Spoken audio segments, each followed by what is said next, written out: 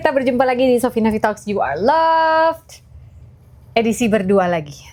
Kalau berdua kan biasanya bukan Sofi Nafi Talks. Apa dong namanya? Yang lain ngontrak. Oh, yang lain ngontrak. Yang lain ngontrak kan kalau buat kita jalan-jalan. Kalau nggak jalan-jalan ya Sofi Nafi Talks aja dia. Tapi cuma kita berdua. Kenapa ini? Kita syuting lagi berdua. Ini loh. Kenapa? Kemarin tuh lagi banyak komen-komen yang bilang kok bisa sih kawin sama orang Jawa, terus kok orang Jawa cocok sama orang Batak. Ini bukan masalah sara gitu, bukan ya. Ini kenyataan hidup. Kalau suami saya orang Jawa, saya orang Batak gitu. Kalau Batak ngomongnya nggak gitu. Saking ngene wae. Aku tak ngomong Jawa terus, gue ngomong Batak terus. Kamu nanti nggak ngerti kalau aku ngomong Batak. Ya ora Batak. apa-apa, lucunya ning kono, gitu. Seru kan? Beliau ngomong Batak terus, aku akan ngomong Jawa terus. Tapi kalau kamu nggak ngerti gimana? Loh. Pasti orang ngerti kowe. Emang jenengan mengertos? Mengertos. Oh. Mengertos. Ya jajal wae. Saged basa Jawi. Oh, saged ya? Saged Oh. ya, little I can. Betul. Kalau kamu kan sama sekali nggak bisa, cuma bisa bilang hepeng aja dia sama Boda. Asiroha. Oh, Asiroha bisa. Asiroha bisa. Ya itu banyak yang nanya kan. Ya banyak lah lumayan yang nanya. Kok gimana sih untuk mencocokkan antara Jawa suaminya kalem-kalem sementara istrinya Batak gitu, meledak-meleduk gitu. Sementara kan orang nggak tahu kalau Nih, kesalahan orang ya. Kenapa? Dipikirnya saya tuh kalem ya. Padahal jawabannya ada di sini. Nggak ada itu buku Ini siapa? ada. The Help. Tolong saya. Maksudnya? Ya itu kan tipikal ya, namanya stereotype. Tidak harus seperti kelihatannya. Walaupun banyak benernya. Emangnya kamu ini Terintimidasi. terjajah oleh aku? Oh, enggak. Yang katanya enggak. kalau orang Batak tuh cewek katanya banyak merepet. Oh, aku rasa bukan atur-atur. semata-mata karena kultur ya, tapi karena bagaimana engkau dibesarkan itulah. Jadi budaya keluargamu itu yang mempengaruhi instead of kebetulan budayamu Batak, tapi secara Batak yang tinggal lahir besar di Singapura pula. lahir besar di Singapura, berbeda Tambah-tambah. culture ya, kemudian cara komunikasi kalian berenam itu keluarga Bapak Simanjuntak itu berbeda dengan keluarga saya berlima, keluarga Pak Srianto dan Ibu Sri Handayani itu berbeda. Jadi saya dibesarkan dengan cara yang berbeda dengan Bu Sofi dan adik-adiknya. Jadi misalkan kalau apa ya? Enggak deh, pas awal-awal dulu kita nikah, kamu yang paling Nah, ini, kaget dari aku apa? Misalkan sebelum nikah bahkan saya lamaran, jadi kami keluarga Pak Srianto dengan om-om dan tante datang membawa seserahan, taruh di meja. Lalu almarhum Om Imam Kahono, om saya langsung menyampaikan maksud dan tujuan dengan tone seperti ini. Selamat sore Bapak Ibu Simanjuntak dan keluarga besar. Bahwasanya kehadiran kami di sini, ini ada Bapak Ibu, ini itu diperkenalkan, dan Pongki adalah dalam niatan ingin melamar Sofi, putri pertama dari kayak gitu, dengan tone seperti itu. Lalu dari keluargamu, lama banget. nah itu. Tapi itulah cara yang sopan menurut kami, Ya. keluarga kami ya belum ya, maksudnya gini. Di planet Jawa. Di planet Jawa itu cara sopannya gitu, ngomong pelan, terstruktur, memperkenalkan semua orang dan menyatakan niat. Ya mungkin di Batak juga sebenarnya sama, ya kan, terstruktur. Cuman mungkin tone-nya berbeda. Kalau Batak terus kemudian Terus setelah kamu kasih seserahan itu, Ya. bapak tuaku yang adalah wakil keluarga bilang apa? oh, Apa ini? apa ini? Harus dibahas nggak ini? Harus dibahas nggak ini? Disangka ikan kali ya. Arsik harus dibahas. Sama gini, kita tanya aja sama anaknya. Sofi, kau mau sama dia? Nggak, Oke. kau kenal itu dulu. Kau kenal sama dia? Kan dalam hati kami kan, ya kenal tuh pasti. Tapi kan sebagai, aku manggilnya apa? Bapak tua.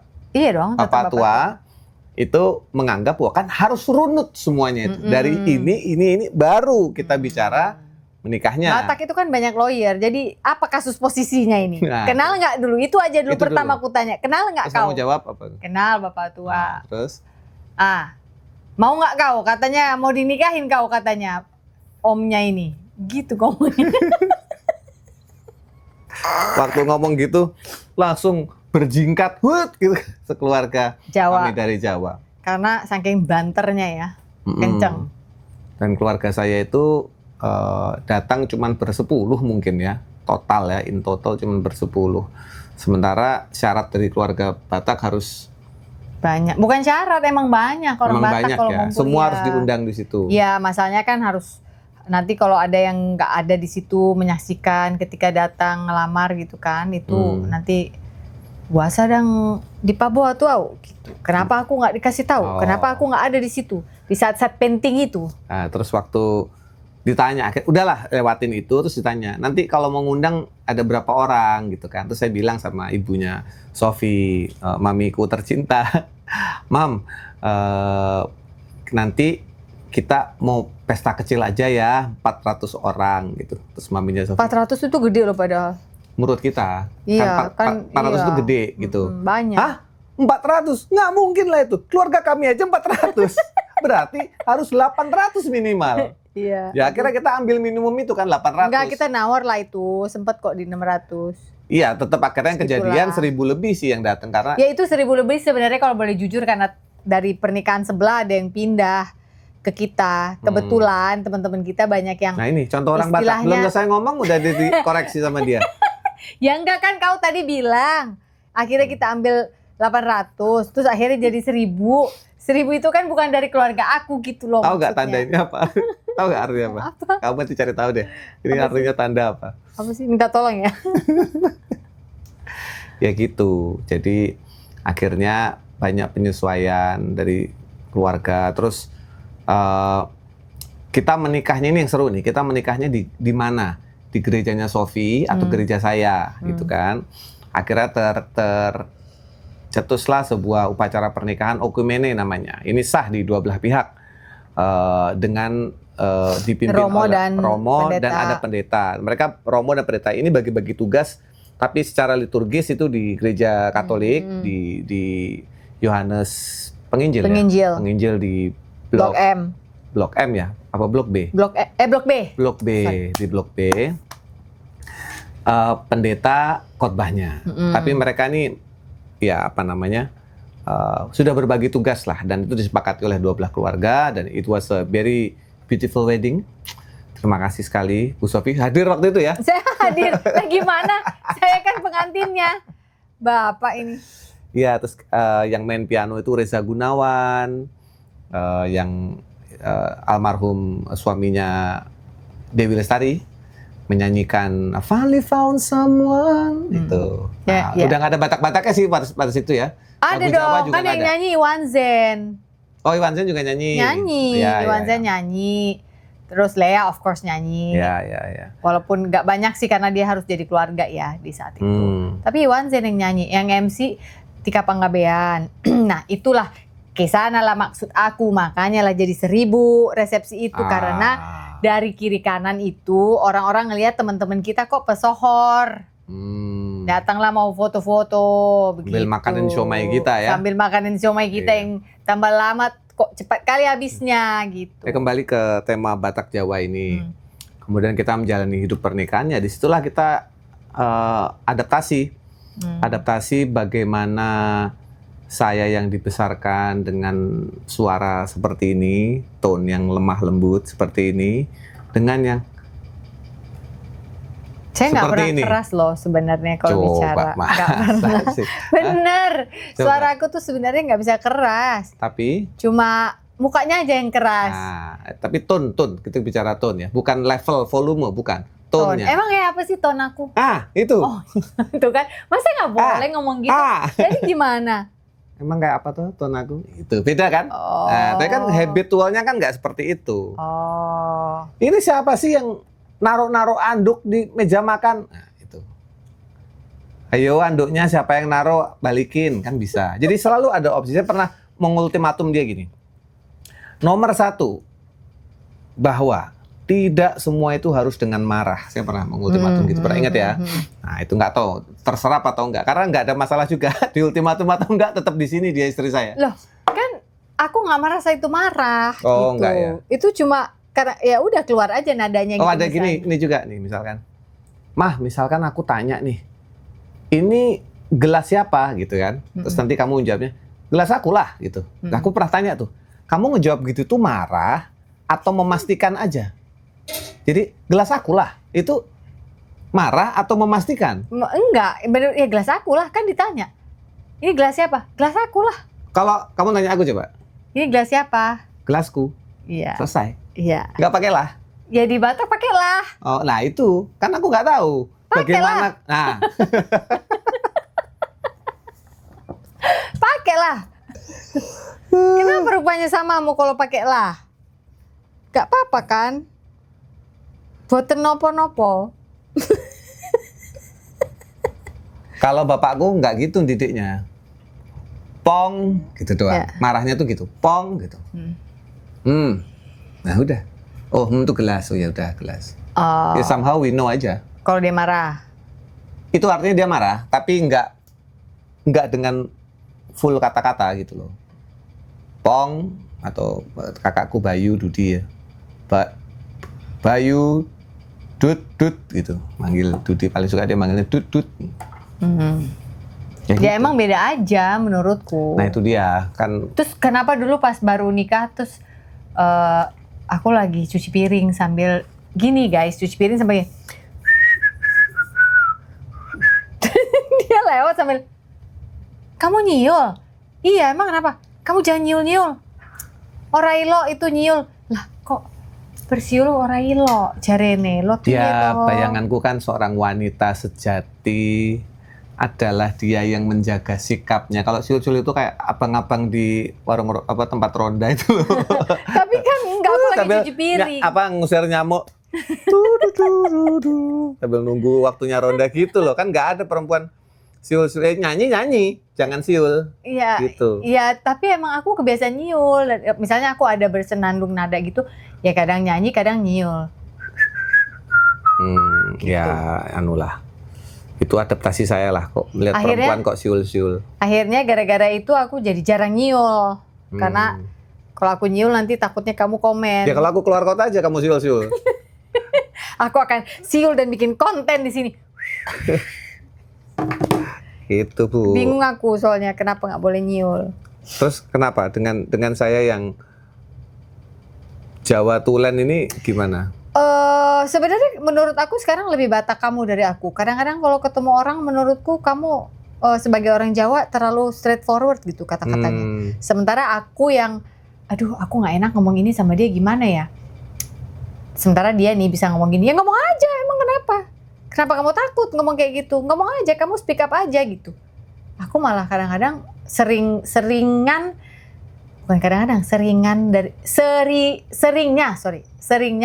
aku malah yang nggak enakan. Oh, ya mungkin karena aku melihat itu potensi problem, jadi segera diselesaikan. Itu niatannya, bukan mengasari orang. Kalau kasar sih enggak lah, aku rasa ya. Saya masih bisa menjaga pilihan kata. Cuman to the point itu bukan berarti kata kasar, tapi to the point itu artinya langsung kepada pokok permasalahan gitu. Nah itu Bataknya di situ. Orang Jawa kan biasanya muter baru ngomong. Sampai ada yang bilang kalau belangkon itu pendolanya di belakang, nggak di depan. Keris itu di belakang. Ya itu nggak tahu. Ngomongnya Coba nanti pelan-pelan. kalian tapi komentar apakah itu benar, itu mitos atau memang budayanya seperti itu. Apakah itu... pelan-pelan tapi kok nusuk juga ya ke hatiku gitu. Nah, aku sih nggak nusuk-nusuk lah. Kok kena gitu. Nyindir, ilmu sindirannya tinggi. Sementara kalau orang Batak itu langsung to the point sebenarnya. Kenapa rupanya samamu? Gak suka kau? Gitu. Nah sementara itu dianggapnya kasar. Tapi aku nggak pernah loh dengar kamu ngomong gitu sih. Emang enggak. Makanya kan aku bilang sebenarnya aku nggak Batak-Batak kali. Yang kamu lihat itu adalah Singapurnya. Oh gimana tuh Singapurnya? Ya itu ngomongnya kenceng. Cepat gitu. Sekarang nggak bisa sekarang now gitu. Nah sekarang aku tanya nih ya, sebagai orang Jawa aku lelet nggak? Itu apa pameo ya namanya ya. apakah benar stereotip ya? Apakah benar sebagai orang Jawa aku tuh lambat? Nah, Ada sisi lambatnya, tapi kalau as a whole sebagai orang Jawa enggak termasuk. Enggak. Kau sebagai orang Batak lambat nggak kau? Enggak kan? Help. Enggak kan? Emang aku lambat? Aku tuh perfeksionis saja. Oh, Apa beda ya? di tempatnya dulu. Oke, baru bisa gitu. Baru bisa kerja. Jadi kalau ada sesuatu yang tidak pada tempatnya, aku cepet stres. oh cepet Itu nggak ada stres. hubungannya sama Bataknya kayaknya. Oh, Ya kan? Apa-apa harus lap-lap dulu aku. childhood trauma. Pada suatu siang setelah sebuah serangan kecemasan terjadi kembali pada saya digerakkan untuk kembali ke rumah ayah, meminta maaf atas semua kesalahan saya. Saat itu, saya menangis sebagai anak kecil yang tidak bisa ditenangkan. Saya tidak percaya bahwa kepala saya sedang dielus orang yang selama ini saya rindukan. Miracles do happen. Ternyata manusia dapat berfungsi di dalam masyarakat seakan-akan nothing is wrong, tetapi tidak akan bisa bertahan lama. Pertahanan hancur juga lambat laun. Overthinking at its best is happening day after day. Padahal jangan lupa bahwa the truth is, Dia begitu sayangnya kepada kita ciptaannya. Oleh sebab itu, kita memang butuh Tuhan sebagai tempat untuk meminta ampun. Bertobat dalam artian percaya bahwa kita sudah Dia ampuni. Selamat mencerna pelan-pelan teman. I hope that you'll always remember that you are loved. You are not a problem. Buku ini sudah bisa didapatkan di toko buku Gramedia atau toko-toko buku besar lainnya, ataupun secara online. Get a copy of my book today. Jangan di-overthinkingin. See you around, guys. Ya kan? Apa-apa harus lap-lap dulu aku. Childhood trauma.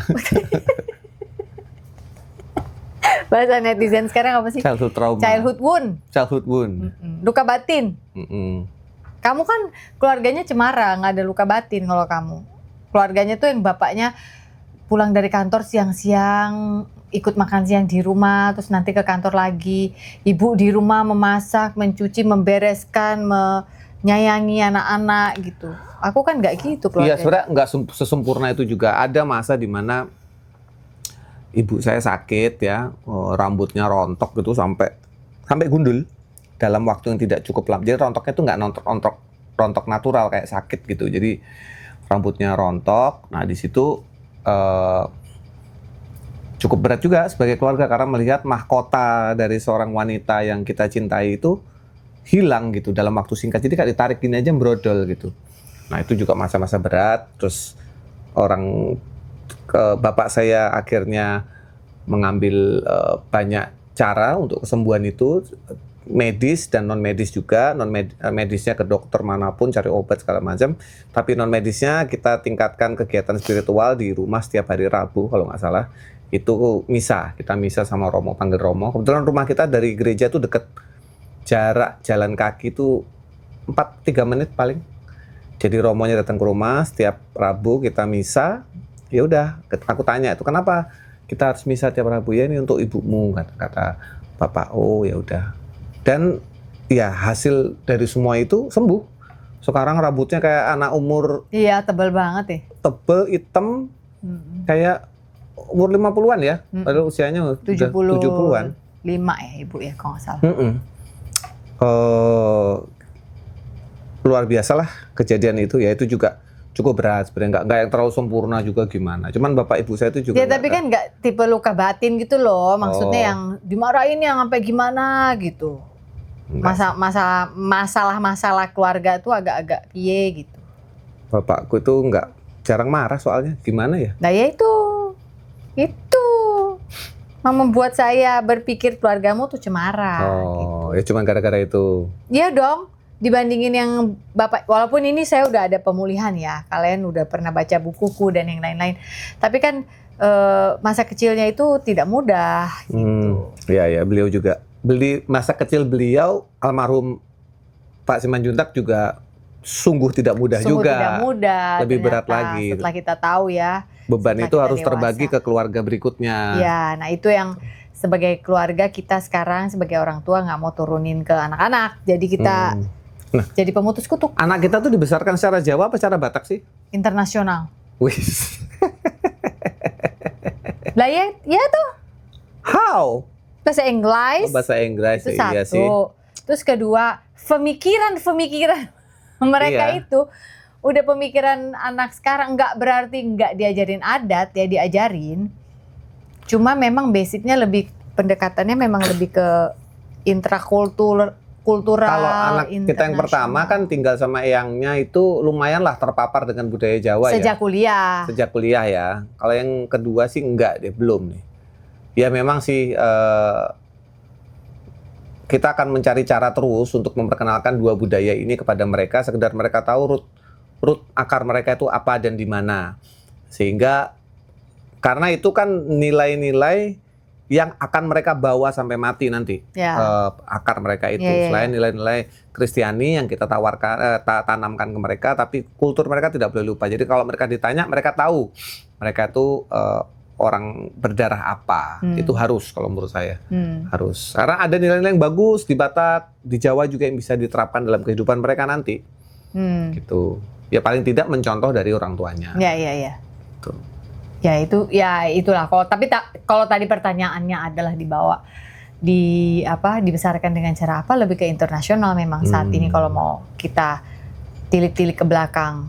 Bahkan kita menghomeschool mereka. Sebuah cara yang pada saat itu di tahun 2003 anak kita lahir ya.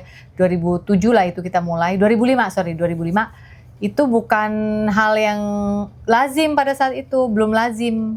Udah ada beberapa orang yang menghomeschool memang, tapi belum sesuatu yang lazim gitu loh, mendengar homeschool apa itu gitu. Ngomong-ngomong, kita syuting di mana nih? Kita syuting di komunitas homeschool anak-anak kita dari kecil dulu sampai kemarin mereka lulus kuliah. Jadi setiap kali orang bertanya homeschool itu gimana sih? Itu harus dibedakan loh. Homeschool itu bukan sekedar datengin guru ke rumah terus udah anaknya school at home gitu. Bukan, karena homeschool itu adalah melibatkan seluruh keluarga, guys. Jadi bapak dan ibunya ini harus punya kesepakatan dulu sama-sama membesarkan anak ini dengan nilai-nilai tertentu yang mereka punya di keluarga itu baru bisa homeschool. Karena butuh pengorbanan dari kedua belah sisi kalau menurut aku.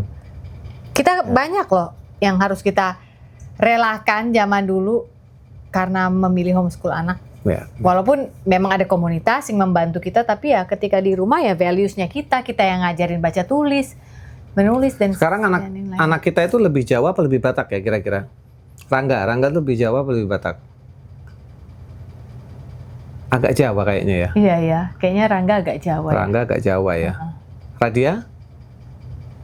Agak bule. Dia agak Jawa agak Batak ya. Agak bule tuh orang pemikirannya. Iya sih. Pemikirannya tuh. Siapa bapaknya tuh kok dia kok agak bule? Makanya agak bule banget itu. Ya walaupun dia ngerti sih Indonesia, dia ngerti. Bukan nggak bisa bahasa Indonesia ya, sangat bisa. Tapi cara dia berpikir itu loh. Atau memang dia udah ini kali ya. Kalau Rangga kan masih Gen Z banget. Kalau Radia itu udah Gen Z ke Alpha kali ya. Agak beda loh Gen Alpha ini. Iya. Dia nggak Alpha murni. Tapi dia perpindahan Gen Z ke Alpha umurnya 17 kan. Rangga juga terekspos dengan teman-teman Jawanya, ada. Ya karena dia kuliah di Jogja. Betul. Sekarang. Radia belum. Nanti kita lihatlah mengarah kemana. Tapi mereka sadar kayaknya ya, mereka tuh dari dua suku yang berbeda, bapak ibunya. Sadar nggak ya mereka? Sadar kok. Kalau bapakku Jawa, ibuku Batak gitu. Sadar kok dia. Ngerti nggak dia itu? Ngerti kalau harus apa? Nak, ngerti kan nak? Ngerti. Iya gitu. Jadi buat yang suka bertanya bagaimana sih menyatukan dua kubu, yang satu Jawa, yang satu Batak. Ya menurut aku setiap perkawinan mau sukunya sama juga kan dia besar di keluarga yang berbeda ya. Jadi pasti ada aja sih yang harus kita selaraskan. Kita ambil positifnya sekarang. Kalau apa itu? Yang saya pelajari dari keluarga Batak adalah mereka tuh keluarga yang warm loh ya. Jadi warm tuh artinya tidak lupa saling ngabarin, saling nelpon, kontak terus, bertanya kabar. Main datang aja ke rumah nggak nelpon dulu. Itu warm sebenarnya. Iya. Oras. Iya. Aduh kabar. Begitu masuk ada nasi kita. Makan ya. Budaya makannya ya. Kalau Jawa tuh budaya kumpul-kumpulnya sama berarti ya. Ya. Budaya kumpul-kumpulnya sama. Guyup. Kalau Jawa tuh guyup. Saya sering kalau Sofi habis telepon mamanya, aku langsung ingat, oh ya aku juga harus telepon mamaku gitu. Sering diingatkan gara-gara kebiasaan dia dengan mamanya gitu ya, aku jadi ingat telepon mamaku. Kan orang tua kami udah tinggal satu-satu nih, satu sama nih. Jadi Mama tinggal mama. tinggal mama. Jadi ya itu yang harus kita kerjakan. rawat. Terus ada beberapa poin di mana memang saya merasa saya harus step up atau speed up dari apa yang biasa saya kerjakan. Yang biasanya speednya segini, saya harus tambah demi supaya saya bisa narik semua yang ada di belakang saya ini untuk lebih maju, atau saya harus step up dalam hal pekerjaan, dalam hal berpikir. Misalkan harus upgrade pengetahuan mengenai kesehatan, misalkan demi apa ya, demi supaya saya bisa hidup lebih lama, supaya bisa bersama keluarga saya lebih lama lagi. Kan itu kan dorongan-dorongan dari kalau ngeliatnya gitu, dorongan-dorongan dari Kenapa sih? kayak Memi. Coba yang bantah siapa? Masa kok dibilang mirip? Memi itu anjing kita, Memi guys. kan orang yang kita anjing yang kita sayang. Jadi Iya. kamu kan ngerti. Masa muka aku mirip Memi? Jadi meng-step up dan level up knowledge itu juga datang dari Ibu Sofi yang apa ya, eager gitu loh untuk berbagai macam hal gitu. Itu yang saya tangkap positifnya gitu. Baik, bagus. Oh, sekarang gantian ya? Sudah, harus ganti juga nggak apa-apa. Sudah, itu saja. Itu saja Kalau sudah. dari orang Jawa yang saya pelajari adalah alon-alon asal kelakon itu bener. Jadi nggak segala sesuatu itu speednya harus cepet dan cak gitu. Kadang-kadang ada beberapa hal yang justru ketika pendekatannya lebih perlahan dan lebih organik, hasilnya akan lebih bertahan lama dan juga lebih apa ya? Meresap. Ini kayak bumboni ayam. Iya, makin lama makin meresap kan. Meresap, Ya. iya. Pendekatannya non agresif. Non agresif. Batak lebih sering Agresif militer Belanda Ya. kedua. Cocok dia jadi public speaker. Saya cocok jadi pemikir dalam bentuk lagu, bikinnya pelan-pelan. Kalau dia public speaking, dar. Suruh nulis buku, tar dulu, lama dia conditioningnya. Dia harus conditioning, baru bisa nulis buku. Ya, tapi kan aku menulis buku sebenarnya untuk my healing supaya membalance. Nah itu dia, harus ada alasannya kan. Ya. Kemarin kita belajar di Raditya Dika, dia nggak perlu alasan. Dimanapun, kapanpun dia nulis, titik. Nulis tuh adalah menulis. Napas gitu buat dia. Buat kamu kan harus ada reasonnya. Tapi Raditya Dika bukan mama-mama. Harus pulang dulu, ngurus dulu suaminya udah makan belum, anaknya udah makan belum, anjingnya udah makan belum. Kalau gitu kita panggil Raditya Dika. Raditya Dika. Ya gitulah. Up and down. Dan apa yang saling kita pelajari di perkawinan ini. Iya. Perkawinan ini. Kamu jangan gitu dong, ntar disangka orang kamu tersisa. Biar orang tahu, Bu. Alon-alon asal kelakon itu kan Dinda di mana berarti? Hah? Dinda di mana? Kenapa alon-alon? Kelakon Bagaskara. Saya kalau nggak dibawa bercanda gini, hidup dengan Bu Sofi ini penuh ketegangan, guys. Karena kenapa tuh? Tidak ketebak. Orang mikirnya ketegangannya kenapa? Nggak ketebak kamu tuh. Misalnya tiba-tiba ya, dulu pernah aku alamin, aku mau tenis. Tiba-tiba tenis aja. Berminggu-minggu tenis, abis itu udah. Bukan tenis kali. Enggak, tenis. Tenis dulu waktu di Jakarta. Pernah aku kamu? nggak pernah tenis. Ada lupa dia.